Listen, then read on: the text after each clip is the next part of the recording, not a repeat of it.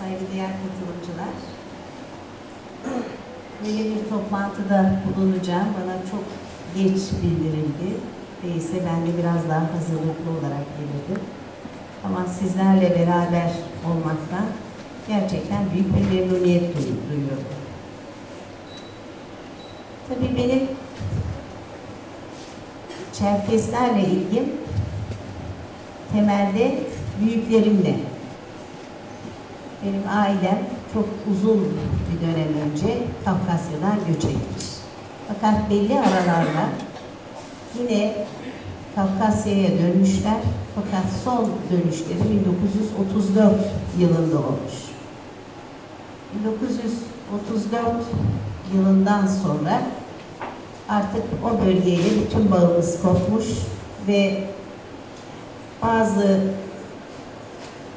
dedelerimin kardeşleri orada kalmış. Ama nerededirleri hiçbir bilgim yok.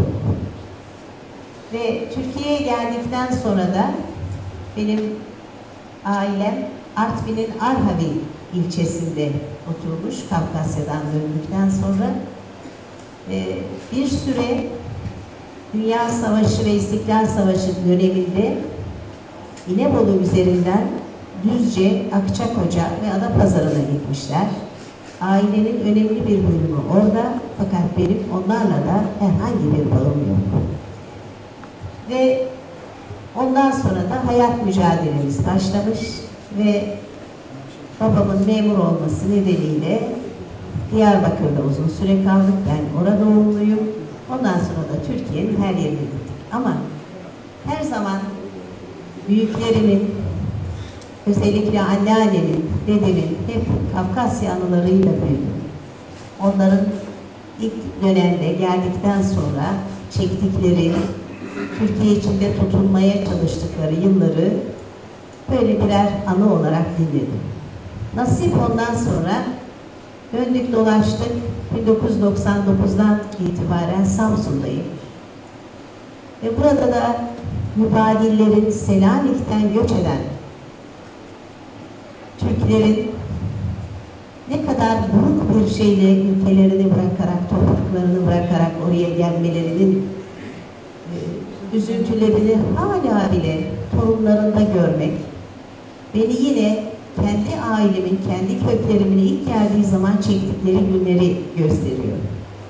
Ve gerçekten Alaçam'daki müzemizde o mübadillerin vapura Samsun'dakilerin binip giderken Selanik'tekilerin gelirkenki acılarını gerçekten baktığınız zaman siyasi nedenlerle insanların yurtlarından edilmeleri, kültürlerinden kopulmalarının ne kadar üzüntü verici olduğunu görüyoruz. Fakat burada yine de şükredilmesi gereken nokta şu. Biz çok daha farklı bir şekilde tamamen kaybolup gidebilirdik de arkadaşlar. Tamamen yok olabilirdik. Yine şükür ki Türkiye vardı ve biz bu ülkede her ne kadar zorluklarımız olduysa da sonuçta aynı kültürün içinde itilmeden, bana göre belki üst düzeye gelemedik ama itilmeden bu ülkenin vatandaşı olarak yaşadık. Tamamen kaybolabilirdik de. Bunu da unutmamak gerekli. Ben kültürlerin yaşatılmasından yanayım. Ve herkesin o zaman siz bir yere ait olma duygusunu daha iyi yaşayabilirsiniz. Gerçekten ömrüm hep Türkiye'nin her yerini dolaşmakla, bazen diyorum ki nasip bazen insanın kalıtsal olarak geçmişiyle ilgili.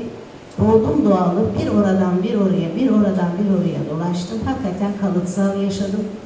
Böyle aynı şeyler başıma geldi. Ama onlar da bana bir şey kattı.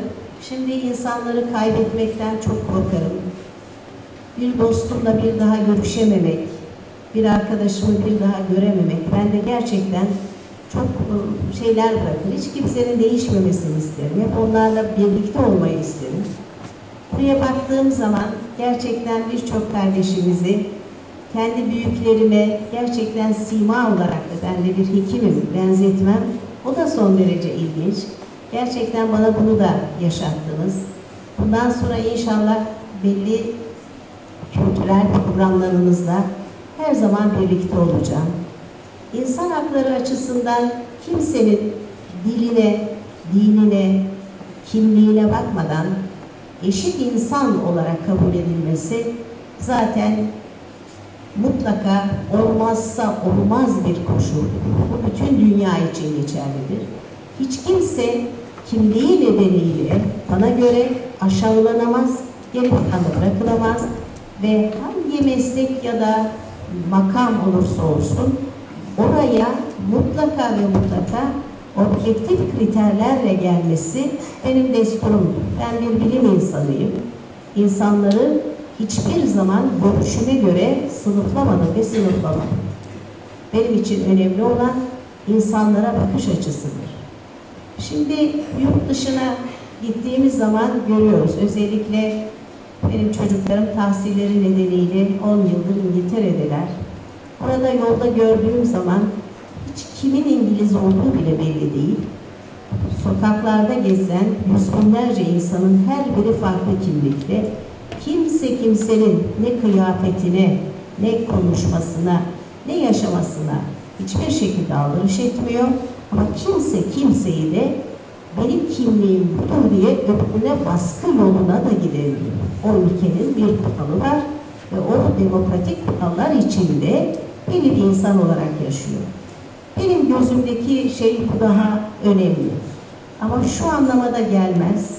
İnsanların aidiyet duygusu olmadığı sürece, ben şu kimlikteyim, şöyle bir soy ve sokaktan geliyorum demediği sürece o zaman dünyayla da farklı, çok maddi anlamda bağlantımız olabilir. Ben gerçekten Çerkeslerin bu kadar Türkiye'de, bu kadar dağılım içinde olduklarını çok fazla bilmiyordum. O nedenle benim cehaletimi de bağışlayın bu yönden.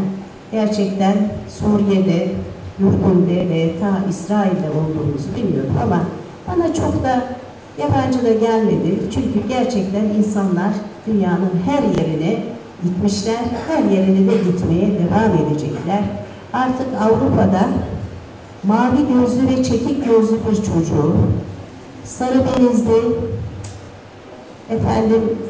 farklı yapıda bir insanı ya da bir zenci çocuğun bile mavi gözlü olduğunu görüyorsunuz. Dünya buraya doğru gitmek durumunda. Ama ne olursa olsun gitsek de bu kadar karışsa bile öz kimliğimizin bizimle birlikte olması, büyüklerimizin çektiği acıları ve yurtlarından kurtulmalarının sıkıntılarını unutmamamız gerektiği ve herkesin kimliğine mutlaka saygı göstermemiz gerektiğini de unutmamamız gerekli. Allah bir daha bu vatanımızdan da bizi etmesin diyorum. Başka bir şey demiyorum. Ve inşallah bu federasyonlar ve dernekler aracılığıyla bir arada birbirimizi benimseyerek bu çalışmalarımızı sivil toplum kuruluşları olarak sürdürmemizi diliyorum. Hepinize saygılarımı sunuyorum.